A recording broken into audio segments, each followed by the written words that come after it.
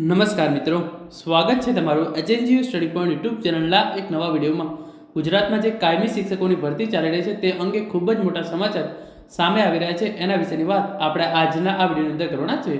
શિક્ષણ સહાયક ભરતી અંતર્ગત માધ્યમિક માટે ગ્રાન્ટેડ અને સરકારી બંને માટે જે છે એ ખૂબ જ મહત્વના સમાચાર જે છે એ સામે આવી ચૂક્યા છે.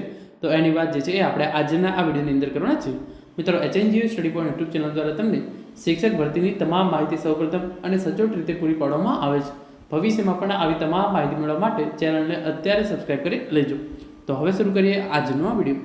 તો ઓફિશિયલ ઇન્ફોર્મેશન મેળવવા માટે શિક્ષક ભરતીની જે વેબસાઇટ છે આપણે એના પર પહોંચી ગયા છીએ. જેવું તમે જોઈ શકો છો, નવી જે છે એ બે સૂચના જાહેર કરવામાં આવી છે.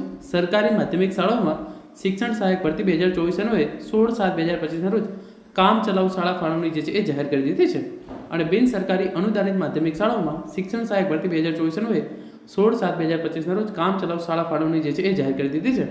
તો સરકારી માધ્યમિક શાળાઓ માટે અને બિન સરકારી અનુદાનિત માધ્યમિક શાળાઓ માટે જે છે એ કામ ચલાઉ શાળા ફાળવણી જે છે એ બંને માટે જાહેર કરી દીધી છે. એના માટે જે ખૂબ જ અગત્યની સૂચનાઓ છે તમે એ જોઈ લો.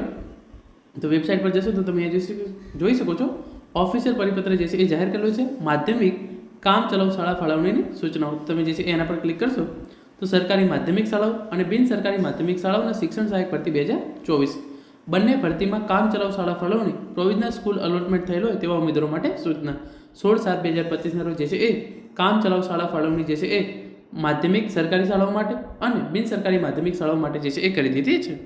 રાજ્યની સરકારી માધ્યમિક શાળાઓ તથા બિન સરકારી અનુદાનિત માધ્યમિક શાળાઓમાં શિક્ષણ સહાયક ભરતી 2024 એ રાજ્યના નિયત લાયકાત ધરાવતા વધુમાં વધુ ઉમેદવારો શિક્ષણ સહાયક તરીકે જોડાઈ શકે તે હેતુથી ઉમેદવારોએ આપેલ શાળા પસંદગી અનુસાર તેઓને મેરિટ કમ પ્રેફરન્સ મુજબ 16/7/2025 રોજ કામ ચલાઉ શાળા ફાળવણી જે છે એ કરવામાં આવેલ છે. જેમાં કેટલાક ઉમેદવારોને સરકારી માધ્યમિક શાળાઓ અને બિન સરકારી અનુદાનિત માધ્યમિક શાળાઓમાં મેરિટ કમ પ્રેફરન્સ મુજબ બંને ભરતીમાં શાળા ફાળવણી થયેલ છે. આ ઉમેદવારોને બંને ભરતીમાંથી જે ભરતી અનુકૂળ હોય તે ભરતીમાં હાજર થવા માટે 19/7/2025 રોજ ઓનલાઈન સંમતિ આપવાની રહેશે. પસંદગી કરેલ ભરતી સિવાયની ભરતીમાંથી ઉમેદવારીનો હક જે છે એ જતો કરવાનો રહેશે. તો બંનેની અંદર જે કોમન ઉમેદવારો છે એમને જે છે એ 19/7/2025 રોજ જે છે એ સંમતિ આપી દેવાની રહેશે કે એમને જે છે એ સરકારીમાં રહેવું છે કે ગ્રાન્ટેડની અંદર રહેવું છે. કામ ચલાઉ શાળા ફાળવણીમાં સમાવેશ થવાથી નિમણૂકનો હક જે છે એ પ્રસ્થાપિત થતો નથી. બંને ભરતીમાં કામ ચલાઉ શાળા ફાળવણી થયેલ હોય તેવા ઉમેદવારો જે ભરતીની ઉમેદવારી હક જતો કરવો હોય માટે સંમતિ આપેલ હશે તે ભરતીમાંથી બાદ કરી બાકી રહેલ ઉમેદવારોને મેરિટ કમ પ્રેફરન્સ મુજબ શાળા ફાળવણીનો લાભ આપી ફાઇનલ અલોટમેન્ટ જે છે એ કરવામાં આવશે. જે મુજબ ફાઇનલ અલોટમેન્ટમાં ફાળવેલા શાળામાં ઉમેદવારોને નિમણૂક આપવા અંગેની જે છે એ કાર્યવાહી કરવામાં આવશે. તો આ જે છે એ કામ ચલાઉ શાળા ફાળવણી કરી દેવામાં આવશે અને હવે જે છે એ 19 તારીખે જે ઉમેદવારો કોમન હશે એ જે છે એ સંમતિ આપી દેશે અને એના પછી જે છે એ ફાઇનલ અલોટમેન્ટ અને પછી તમારી નિમણૂક જે છે એ થઈ જશે. સરકારશ્રીનો ક્રમિક ભરતીનો ઉદ્દેશ સિદ્ધ કરી શકાય તેમજ રિપીટેશન અટકાવી શકાય મહત્તમ ઉમેદવારોને ભરતીમાં સમાવી શકાય તે હેતુથી ઉપરોક્ત સૂચવેલ પ્રક્રિયા મુજબ જે ઉમેદવારોએ હાજર થવા માટે કોઈ એક ભરતીની ઓનલાઈન પસંદગી આપેલ નહીં હોય તેવા ઉમેદવારોને અત્રેથી ભરતી પસંદગી સમિતિ દ્વારા એક ભરતીમાં શાળા ફાળવવામાં આવશે અને અન્ય ભરતીની શાળા જે છે એ રદ કરવામાં આવશે અને તે સ્વીકારવાનું રહેશે.